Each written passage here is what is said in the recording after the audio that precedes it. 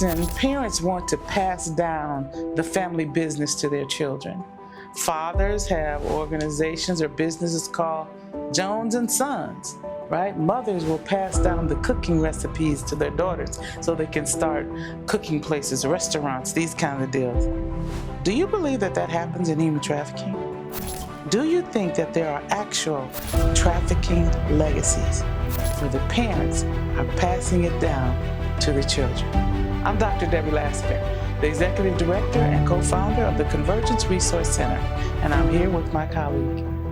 And I'm Carla McKeever, CFO of Convergence Resource Center and also co-founder.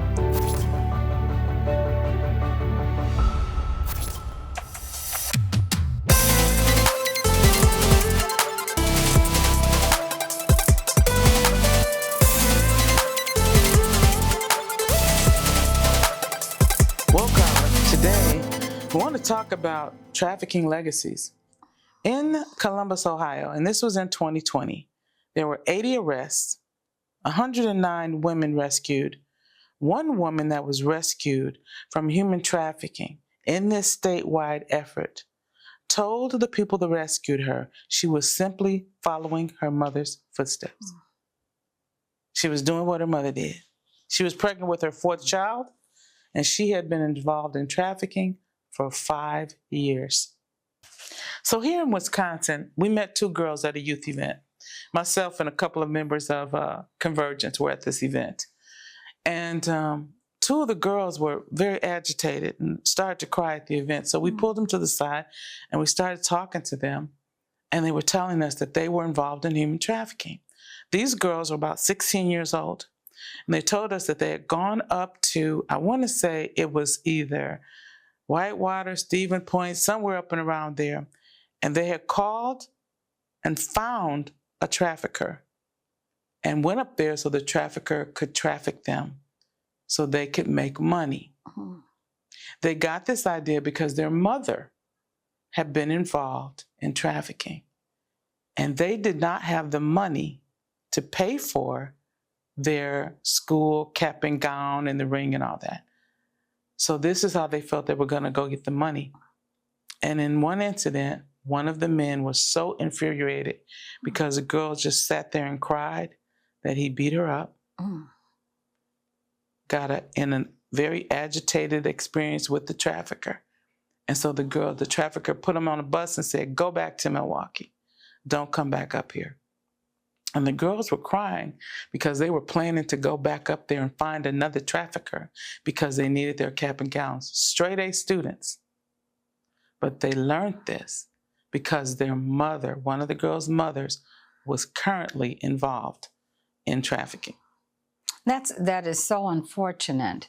But, you know, there is that saying that children don't always do what we say, they do what they see. They do what they see. And everyone, a lot of children do want to emulate their parents. And sometimes I know that there are family situations where things do happen and trauma does occur, where they end up being abused or thinking that, well, this is just the way that we do it here. This is just what our family does.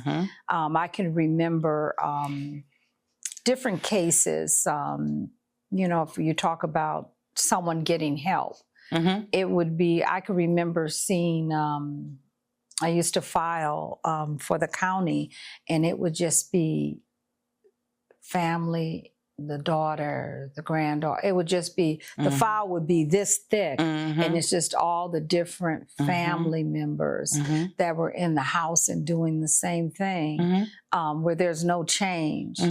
And, you know, you never thought, you know, I never really thought about it until I started getting involved with this business, that children do want to emulate their parents. And that's just something you can't always get around. I know there are methods and things that can be taught to change and break it. Yes. You know, we say we have to break that cycle. Right. But it is that the children do what they see. You know, you could say one thing over here and another thing over here, but they do what they see. And in some families, unfortunately, trafficking is the family business. The boys are taught to be traffickers. The girls are taught to be trafficked. And they believe that this is how it goes. This is our family business. So imagine you are a counselor, or you are a teacher, or you're a policeman trying to talk to this child and explain to this young lady, that's not the way this goes. And all they know is this is what happens in our family. Right. This is what we do. I can remember a policeman friend of mine telling me that they had arrested this young man and his family was involved in trafficking. And he said, "Why are you arresting me? This is what we do. This is our family business." And he truly did not understand that he was not supposed to be doing that, because that's all he had been taught. Right. And that same thing, I think, I don't know if we spoke on it previously, but when the counselors try to talk to the young girls about what's going on, they're not truthful, because they've already been taught not to be truthful and to keep the facade, because this is where my love is. Yes. This is all I know. That's all we know. Now, there's an organization that has started gathering information on trafficking and involving data from bunches of other organizations. It's called the Counter Trafficking Data Collaboration, and it's the world's first data portal to include human trafficking case data contributed by multiple agencies. And some of the information that they've gathered is very, very interesting. One thing that they've gathered statistics on is that recruitment into trafficking, 41% of the time, it is the family or a relative. 41% of the time. What? That's almost 50%, right? That's a higher percentage than any other contact way of getting a person involved in trafficking. Now, 66% of the people trafficked are female, and 59% are trafficked for sexual exploitation. Now, the means of control that they use most often, 51% of the time, is psychological abuse. So we would think it's physical, because that's what we see on TV. But it's psychological abuse. So it's psychological abuse 41% of the time by a family member or a relative. How much does that mess you up? Well, it says right here, I mean, with the statistics, is that the extent of family involvement in the trafficking of children is more than 4 times higher than in cases of adult trafficking, where family members are involved in 9% of adult cases. I mean, that is huge. It says the role of people who were considered friends by the victim is also important in the initial phases of trafficking for both children, 11% of cases, and adults, 8% of cases. So they've done a really deep dive into getting these statistics out. But this one up here, where it says the extent of family involvement in the trafficking is more than 4 times higher than the cases of adult trafficking. So they're not even waiting for the children to get of age. They're doing it as the children are coming up. And I'm gonna give you this information one more time, because this is kind of almost groundbreaking, because you don't have this level of information available. So it's called the Counter Trafficking Data Collaborative, CTDC. And they are a new data from the world's first data portal to include human trafficking data contributed by multiple agencies. So I'm going to be checking this out from time to time because this information is very valuable, and it's information that we can use even in presentations to help people see what's going on. But when you think about passing on the business to your children, you think about passing on the shoe business, or the gas station, or cobblery, or, things that I want my children to be able to do, to be able to survive and to make money. How chilling is the thought that there are parents out there, 41% of all trafficking, that there are parents and family members out there that believe that the legacy that I want to pass on to my children is to be trafficked. or to be involved in the trafficking world as a perpetrator. And that's why we want to get this information out Exactly. here, is because of this and these statistics, Mm-hmm. so that you'll be able to recognize Mm-hmm. what you're seeing. Mm-hmm. And, you know, even when the counselors try and talk to the children, when they know something's going on, Mm-hmm. or a teacher has alerted them and they're still being untruthful Mm-hmm. of what's really going on in the house. Because I think the way that they school the boys are how to be traffickers. So they're Usually. already Mm-hmm. dictating over their sisters Mm-hmm. and other female relatives, Mm-hmm. because that's the way they're being taught. Mm-hmm. But there has to be more of us getting out this information so that it Yes. can be recognized. This is just unheard of to me. It's unbelievable that this information can be this widely known. And what are we doing about it? Right. You know, what are we doing about it? We ask you, audience, what could be done about it? Because this is the environment where the child lives. This is the environment where the child is supposed to be being nurtured and taken care of. And all of this can't be just handled by Child Protective Services. What can we do as community? What can we do to help these family members? Because guess what? This legacy passes on from generation to generation to generation. What can we do? How can we help? I don't know. Yeah, I don't know. How do we break the cycle? Exactly. And it's easy for us to talk about these things, but then when you see the numbers that are right here before us, Yes. that makes it really real. Is that, you know, we're just seeing, and even here at the center, we're just seeing a small portion. We're not seeing all of it. So Right. can you imagine all the things that are going on? And even when we do our outreach and when we go out and, you know, just walking around, not walking around the city, but going around the city, you can, the other day I was out and I was seeing some things and I was like, there's so many broken people. They're just broken.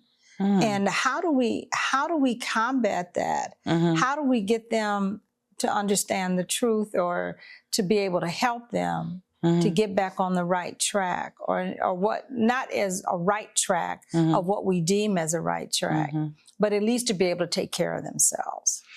You know, in listening to those, you know, words and things that we say all the time, you know, we say broken, and when a person hears that I'm broken, then they want you to fix me. But we can't fix people. No. We can't fix people. We can set the environment for people to be able to heal. But we have to be really careful, because a lot of them don't know anything is wrong. Oh. Because of the environment that they've grown up in, they don't know anything is wrong. Because it's so normal. It's normalized. And we've normalized so many things, even with, okay, I'm just going to say it, with some of the videos and some of the commercials and some of the things you see. I can remember as a young person, we were watching a commercial and the lady was unbuttoning her blue jeans.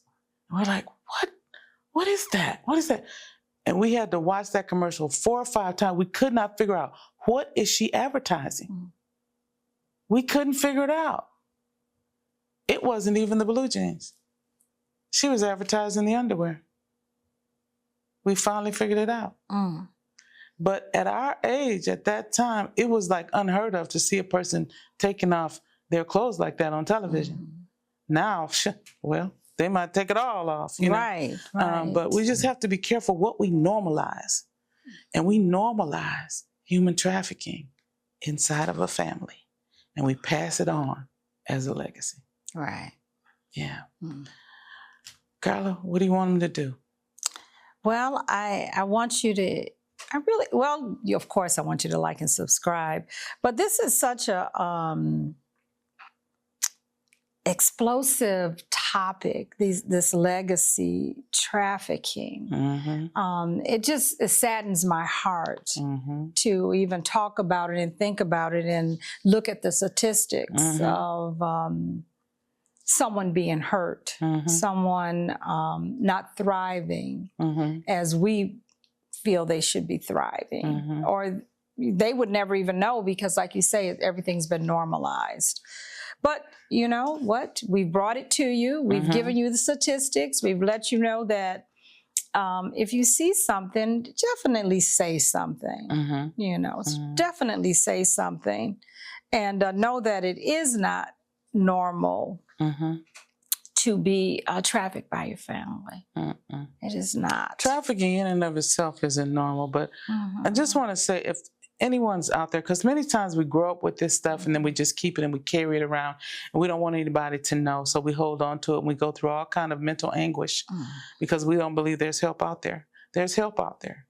And Convergence is one of the places that you can get some help, but we would encourage you to reach out to someone and get some help. You can do it anonymously. You can call our center anonymously. You can call our solid support line. You can call the men's solid support line.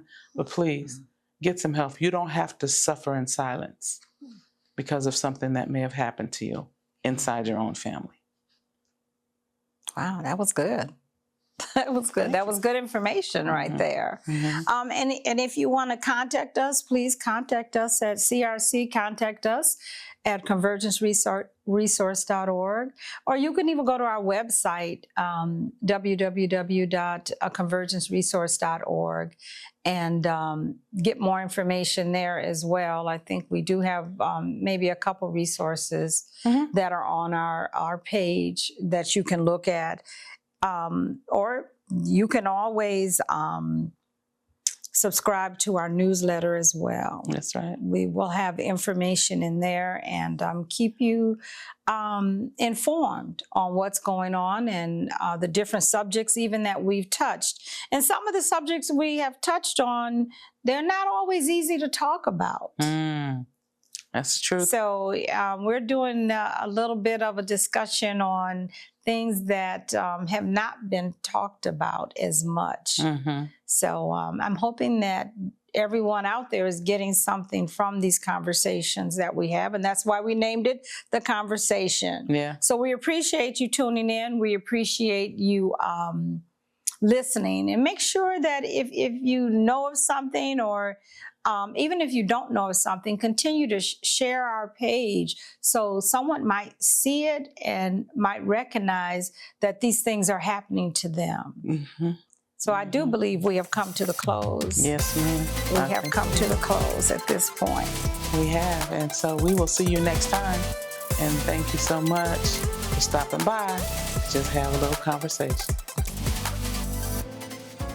The Convergence Resource Center provides support services for women rebuilding their lives after trauma, with an emphasis on survivors of human trafficking and justice-involved women. We envision individuals who are empowered to make healthy choices that lead to productive, positive lifestyles within their homes and communities. The Convergence Resource Center sincerely thanks everyone for their generous donations. Your compassion makes it possible for us to support women on their healing journeys, rebuild families, and strengthen communities. For more information about the Convergence Resource Center and how you can get involved, visit us online at www.convergenceresource.org.